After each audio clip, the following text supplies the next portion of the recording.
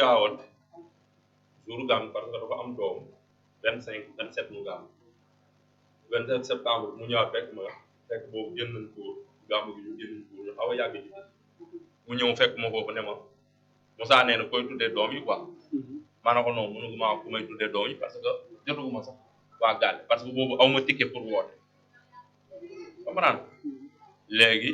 ma dem wax ko benn chef mu ne ma non ki la annoncé nouvelle bi na la dem ñaanal spécial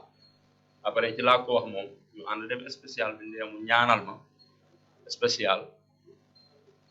ñu jox ma woote ñoo wooyee maire bi waxtaan ak moom woo sama soxna woo ko moom sama xarit boobu wax ak ñi ma war a waxal daal après ci laa leen ne leen léegi noonu lu ngeen def baax man maa ngi fii xam nga waaw xool leen nu mu rafet après ci lañ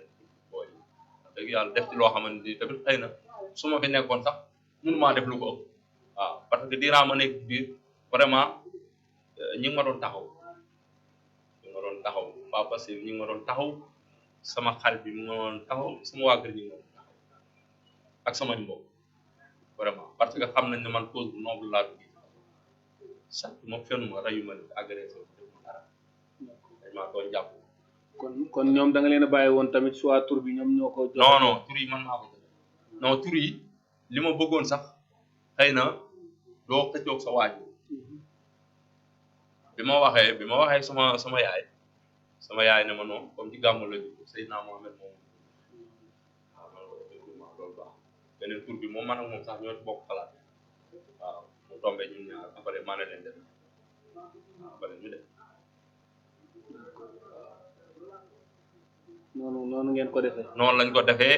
ci jàmm ak salaam mu passé ci jàmm ak salaam xam nga waaw mooy loolu daal d'accord waaw léegi nga génn peut-être du ma ñëwagun sax ci ngay ñëw mais bi nga génnee génn buntu Rebeuss waaw bi may génn buntu Rebeuss dama génn rek yem ci ñi ma doon ñi ñëwoon pour accueillir ma quoi génnee yem ci ñoon suñ coordinatrice xam nga ci moom laa yem moom ak garandu ak benn sœuram